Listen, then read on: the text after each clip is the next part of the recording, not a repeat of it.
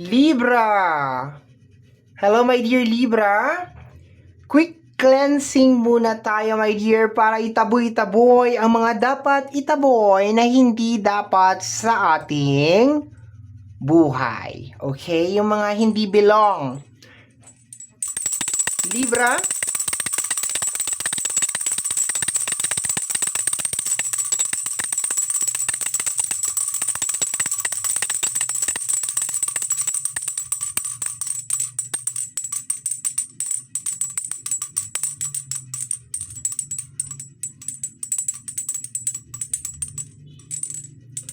Okay. Intro na tayo. Hello my dear Libra, welcome back sa ating YouTube channel. My name is RJ, your tarot card reader, at ang gagawin po natin ngayon is yung ating daily reading. Para po ito sa araw ng July 22, 2026. Titingnan po natin kung anong mga eksena, kaganapan at kung ano-ano pa na maaari mo makasalubong sa araw na ito. Pero before po tayo mag-proceed or magpatuloy sa ating reading, hayaan nyo po sana na kunin ko itong pagkakataon na ito na ako po ay makapagpasalamat. Maraming salamat po sa ating mga abangers, sa mga walang sawang naghihintay at nag-aabang ng kanilang mga readings. Thank you very much. Gusto ko rin pong magpasalamat sa ating mga bagong subscribers. Hello my dear, welcome po sa ating channel. Sana po ay mag-enjoy po kayo dito at sana po yung mga readings na ginagawa ko ay nakakatulong po sa inyo or nakakatulong po sa ating lahat. Tingnan natin my dear kung anong meron sa araw na ito. 9 cards in total. Balik tayo sa dati nating spread.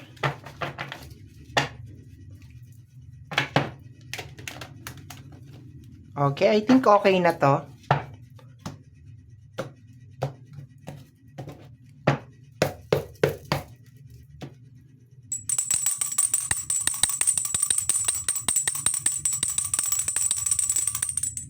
Okay. First card mo, my dear, para sa araw na ito ay the Ten of Cups. Maganda tong card na to, my dear, kasi may kinalaman to sa relationship, may kinalaman sa family, punong-puno ng manifestation to, my dear, okay? Like, hindi pa talaga siya as in like nangyayari. Let us just say, para siyang panaginip or para siyang dream na connected sa family and connected sa relationship. Okay, tingnan natin yung kanyang kasama. Oy, the Queen of Wands. Okay. So, nagmamanifest ka today. You are manifesting. Tingnan mo si Queen of Wands, oh. Nakasit, naka-meditated position. Okay. And you are manifesting, my dear, something, okay? Nagmamanifest ka ngayong araw na to, posibleng negosyo, bahay, success, karangyaan, okay? Posibleng for some of you, good health, anything, my dear, okay? Ang pinapatungkulan is pamilya, relationship, okay? Mga anak, okay? Posibleng naman din, my dear, sa sarili mo, okay? You're manifesting today, okay? Ganda ng energy, my dear. So, nagmamanifest ka ngayon. Alam ko, kuha ko is parang may nagmamanifest ng negosyo. Parang may nagmamanifest ng negosyo ngayong araw na to, or may nagmamanifest ng parang bahay. It's like an house, business, or something like that. Yun na nakukuha ko. So, tingnan natin. Next card natin, maganda tong energy na to. Good.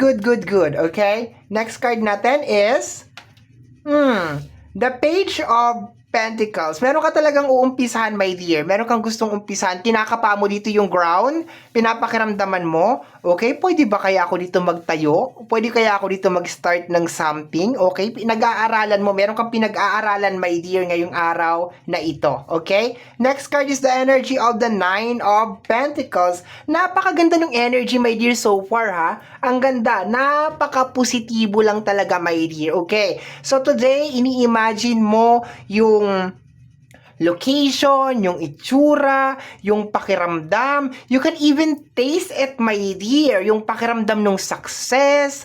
So, ang ganda-ganda ng energy, my dear. Okay, for example, nagmamanifest ka ng bahay, nai-imagine mo ngayon kung ilang pinto meron, anong itsura ng bahay, saang location. Talagang damang-dama mo talaga siya, my dear. Once again, ang partner nito ng ating 10 of Cups is si Queen of Wands, which is the unstoppable na energy pagdating, my dear, sa manifestation. Diba? So, dito naman, my dear, nararamdaman ko talaga na parang ninanamnam mo na siya.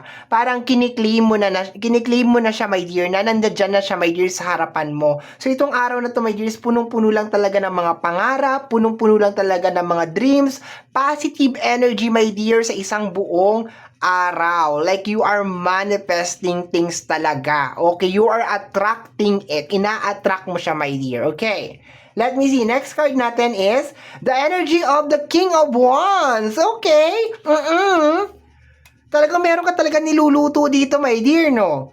Meron ka talaga ditong ginagawa. Meron ka talagang minamanifest. Kasama niyan is the energy of the Seven of Cups. Okay. Iba yung energy ng ating King of Cups. Okay. Ayaw mo nang maging illusion na lang yung isang bagay. Gusto mo na siyang bigyang katuparan. For some of you, my dear, matagal mo na tong gusto. Eh ngayong araw na to, nandoon talaga yung kagustuhan, yung urge talaga na gawin mo tong bagay na to, kung ano man tong bagay na ito, my dear. Okay? Matagal mo na sigurong pinapangarap mo to. Matagal mo na talagang gustong mangyari ito. And ngayon talaga parang sinasabi mo sa sarili mo na I am ready. Give it to me. Akin na po. Akin na po kung ano yung bagay na yan. I am receiving it. Handa na po talaga ako. As in, ready na po talaga ako. Okay? Nakukuha ko rin na energy, my dear, o pumapasok ngayon na energy sa akin. Hindi to yung first time, my dear, na nagmamanifest ka ng ganito. And probably medyo natagal-tagalan, medyo matagal or medyo natagalan bago mo ulit maramdaman ito. So, itong araw na to is super empowering, napakaganda ng energy, talagang napaka-positive. You are removing any illusion, my dear, o kaya, let us say, like, binibigyan mo ng katuparan talaga, or gusto mong bigyang katuparan itong mga bagay na gusto mong mangyari. Para nakukuha ko lang talaga dito, yan o, tingnan mo si si Nine of Pentacles, 'di ba? Parang akin na po.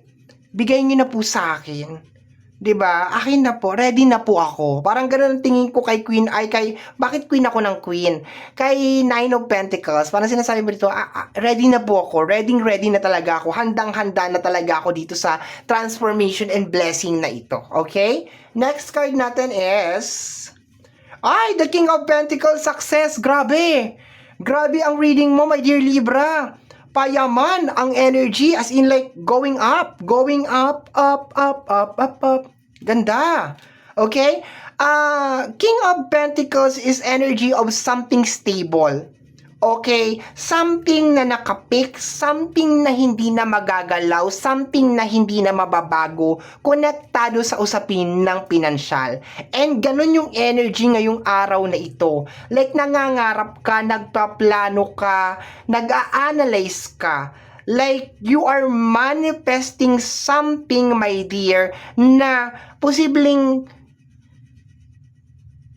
nakapix. Okay, naghahanap ako ng magandang salita na i-describe siya kasi it's more on super stable na energy, okay? We have here the energy of the Eight of Sword. Pagtatapos ng trap card. This is energy of trap card, my dear. Eight of Sword. And sa lahat ng cards, my dear, na meron ako, ang Tarot of Abyss lang, my dear, ang nag-iisang card, my dear, na meron. We are back. Ayan. Yaw-yaw ako ng yaw-yaw, salita ako ng salita, hindi na pala nagre-recording. Okay, so ulitin ko na lang lahat ng sinabi ko, my dear. Okay.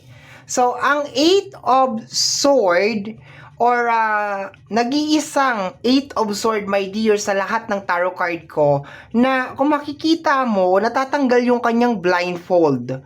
Na para ba siyang tinatanggal doon sa trap card? Kasi ang Eight of Sword is energy of trap card. Okay. So, kung ano man tong minamanifest mo, my dear Libra, is something na posibleng mag-aalis sa'yo sa isang sitwasyon na hindi maganda. Okay?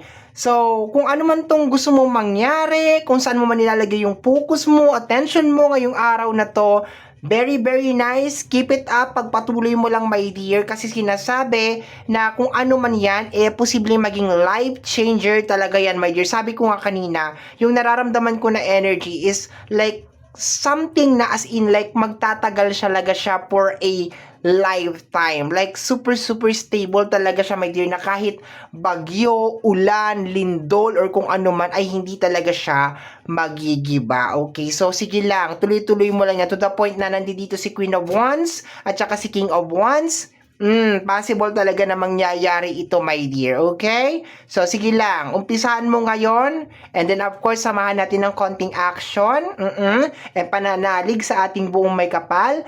Sigurado, my dear, ipagkakaloob sa yan. At saka, sabi ko nga sa energy ng Nine of Pentacles, talagang naka-offer na talaga yung hands mo. Sinasabi mo na talaga na, give it to me. I am ready. Okay?